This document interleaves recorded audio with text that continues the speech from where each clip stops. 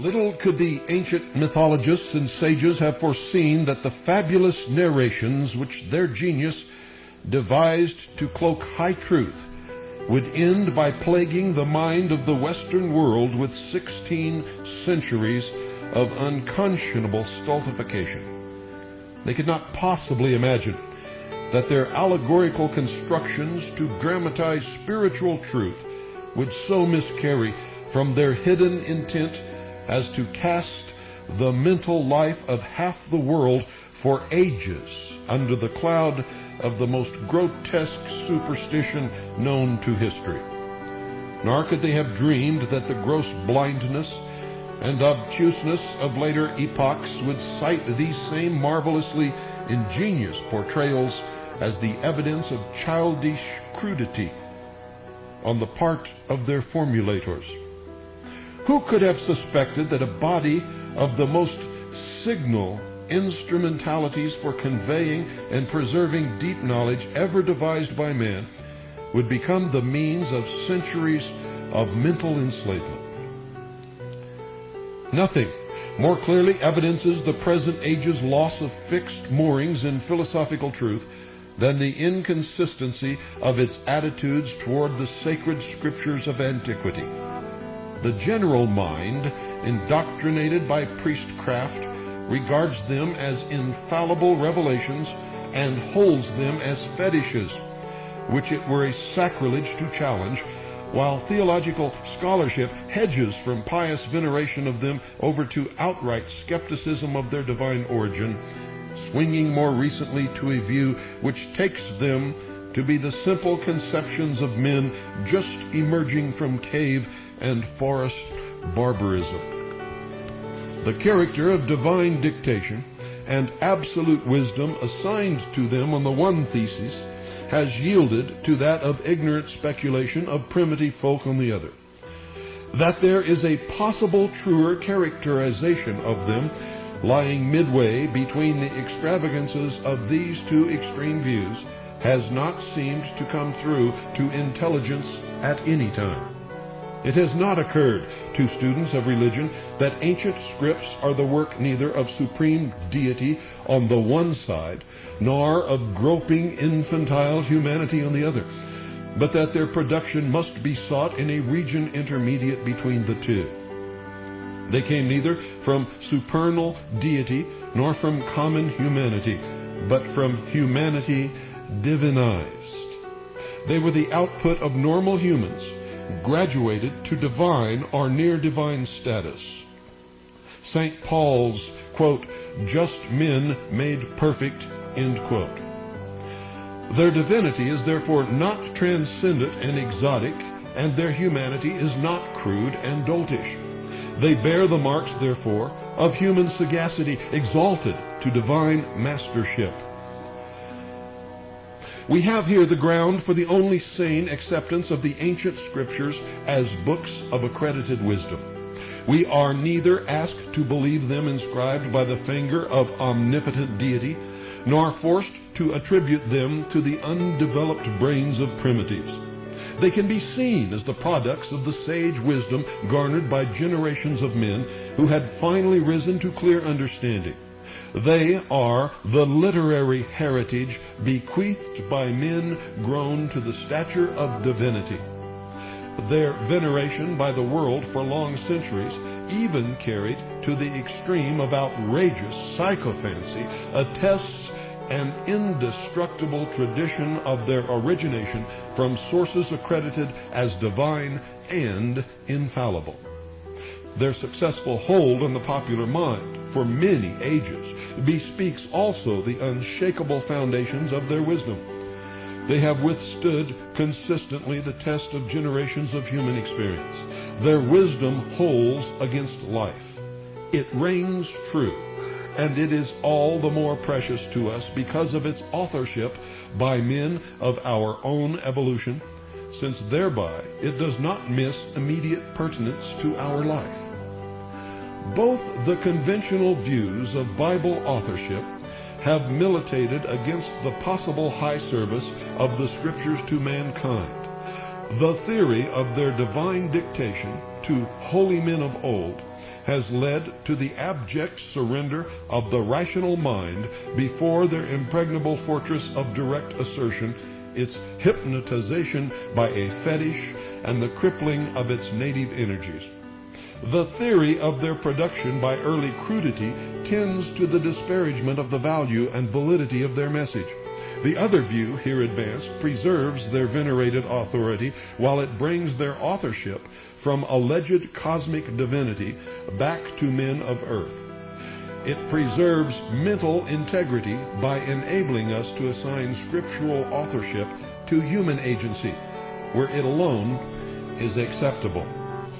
It is understandable that evolved men with vision opened to knowledge of the laws of life would indite sage tomes for the enlightenment of those less advanced. In any case, the Bibles are here. They must be accounted for.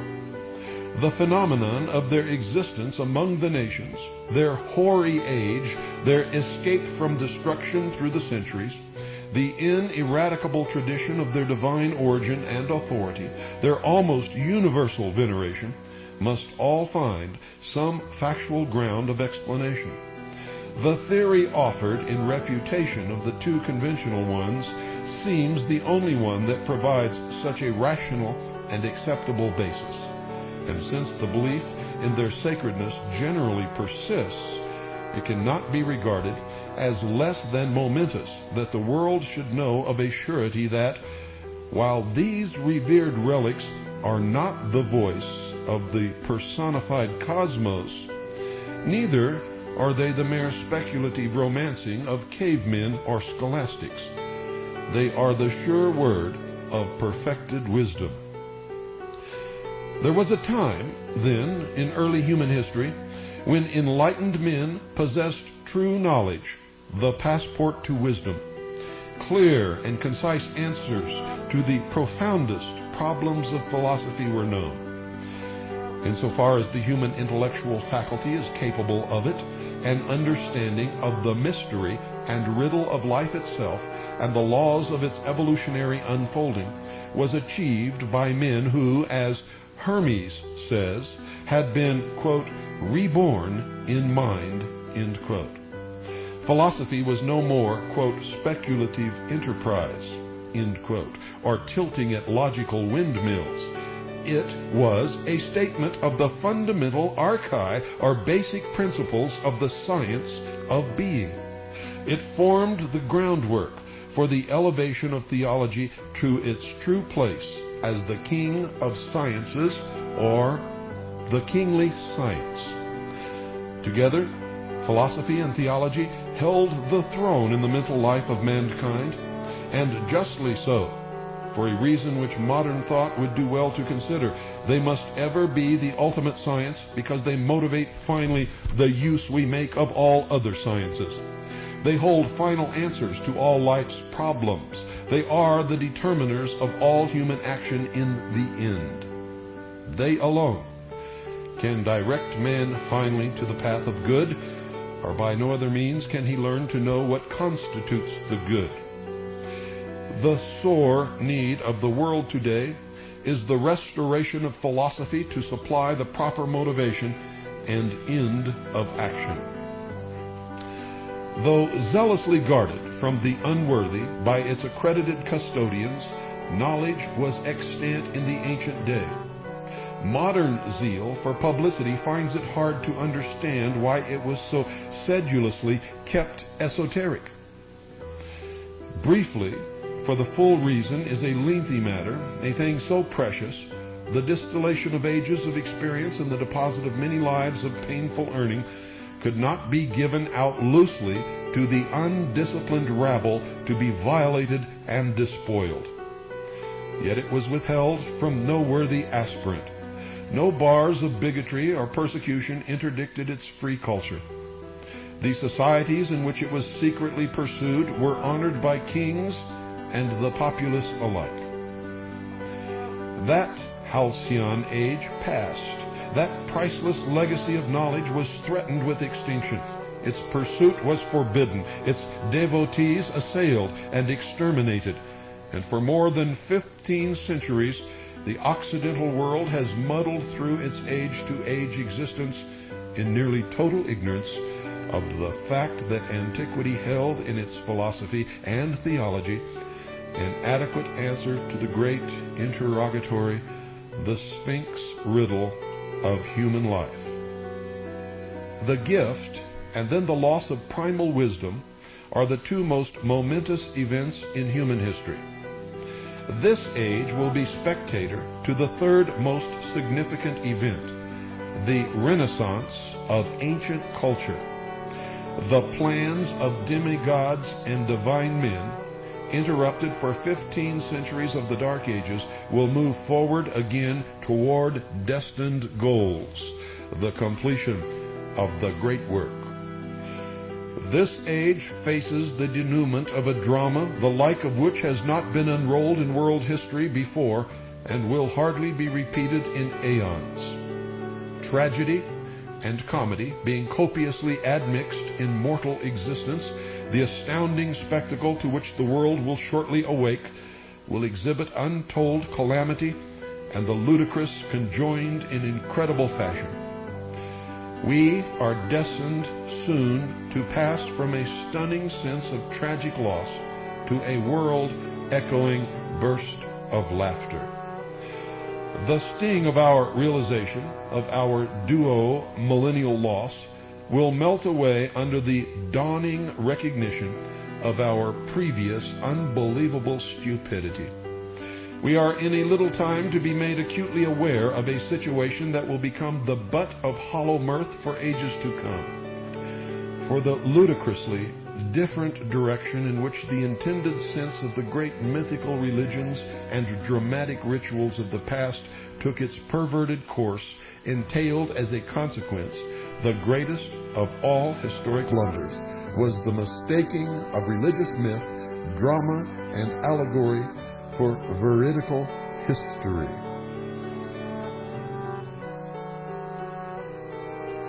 The promise of our coming awakening lies in the progress made and to be made in the study of comparative religion, comparative mythology, and comparative philology. What they will ere long make clear to us beyond further dispute is the most unthinkable fact that for 16 centuries the best intelligence of the West took the ancient sages' books of wisdom, which were in all cases the spiritual dramatizations of the experience of the human soul on earth, for objective historical narratives. The spectacle that will soon throw a world first into wonder, confusion, and dismay, and then into clownish laughter, is that of a civilization covering 1/3 of the globe and boasting itself as the highest in culture in the historical period, all the while taking its moral and spiritual guidance for an aeon from a book or books of the true content and meaning of which it never for one moment has had the slightest inkling.